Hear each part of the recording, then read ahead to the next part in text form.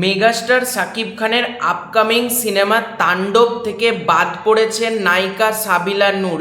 হ্যাঁ, এরকমই একটা খবর শোনা গিয়েছে বলা যেতে পারে।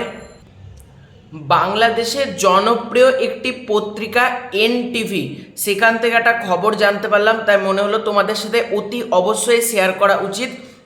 এবং তাণ্ডব নিয়ে একটা জিনিস দেখছি, বরবাদ সিনেমা রিলিজ হয়ে যাওয়ার পর তাণ্ডব নিয়েও কিন্তু ছোট ছোট করে আমাদের কাছে প্রতিদিন কোনো না কোনো আপডেট আসছে। আমি প্রত্যেক কটা আপডেটই কিন্তু তোমাদের মাঝে শেয়ার করছি, যে তাণ্ডব নিয়ে নানান খবর কিন্তু আমাদের সামনে আসছে, যেগুলো কিন্তু মানে সত্যি প্রচণ্ড এক্সাইটমেন্ট করে দেওয়া আপডেট। ঠিক আছে, মানে এতটা হাটকে আপডেট প্রত্যেক দিন আমাদের সামনে আসছে।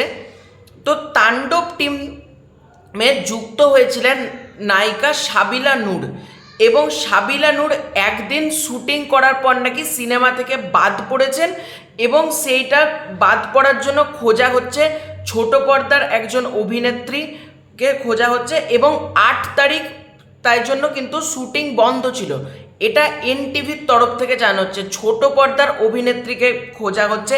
এছাড়াও এর আগে আমি তোমাদেরকে তাণ্ডব নিয়ে বেশ কিছু আপডেট দিয়েছিলাম, এটাও কিন্তু তার মধ্যে একটা আপডেট, যে আমরা বুঝতে পারলাম তাণ্ডব সিনেমাতে একদিনের জন্য কিন্তু শুটিং করেছিলেন সাবিলা নূর, কিন্তু বাদ পড়েছেন উনি এই সিনেমা থেকে। এবার কী কারণ, দেখো কারণটা কিন্তু ডিসক্লোজ করা হয়নি এনটিভির তরফ থেকে। তবে এটা হতে পারে হয়তো রায়হান রাফির আর পছন্দ হয়নি, হয়তো সাবিলা নূর আর শাকিব খানের কেমিস্ট্রিটা হয়তো ঠিক জমছিল না, সেই কারণে বাদ যেতে পারে।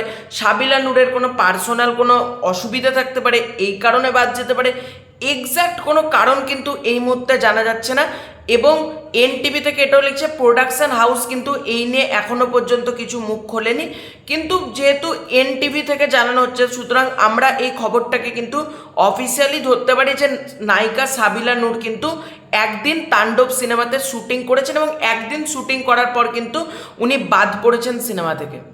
এবার দেখা যাক ছোট পর্দার কোন অভিনেত্রীকে আনা হয় মেগাস্টার শাকিব খানের বিপরীতে, সেটা একটা দেখবার মতন ব্যাপার হবে। কিন্তু হ্যাঁ, মানে রায়হান রাফি কিন্তু প্রথম থেকে বলছেন নায়িকা নিয়ে একটা বড় চমক থাকছে, এবং সেই চমকটা কিন্তু আমরা তুফানের সময়তেও পেয়েছিলাম, যে প্রচুর নায়িকার নাম আসছে, আলটিমেটলি লাস্টে মিমি চক্রবর্তী আর মাসুমা রহমান নাবিলা হলো।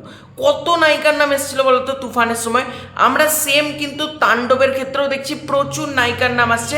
ইভেন সাবিলা নূর কিন্তু এই সিনেমা থেকে বাদ পড়েছে। এবার তোমাদের কি মতামত, যে সাবিলা নূর মানে মেগাস্টার শাকিব খানের বিপরীতে সাবিলা নূর থাকলে কি ভালো হতো, নাকি সাবিলা নূর বাদ পড়ে ঠিকই হয়েছে, নতুন কোনো নায়িকা নতুন কোনো মুখের সাথে মেগাস্টারকে তোমরা দেখতে চাও, নাকি কোয়েল মল্লিক শাকিব খান এইটা আরও দৃঢ় হচ্ছে, সেটা মানে অনেক কিছু প্রশ্ন থেকে যাচ্ছে। আর যতক্ষণ না পর্যন্ত প্রোডাকশন হাউস বা রায়হান রাফির কাছ থেকে অফিসিয়াল কোনো কনফার্মেশন বা অফিসিয়াল কোনো নিউজ আসছে, ততক্ষণ পর্যন্ত কিচ্ছু বোঝা যাচ্ছে না। তবে এই খবরটা মনে হয় তোমাদের মাঝে শেয়ার করার দরকার, যে তাণ্ডব থেকে বাদ পড়েছে নায়িকা সাবিলা নূর।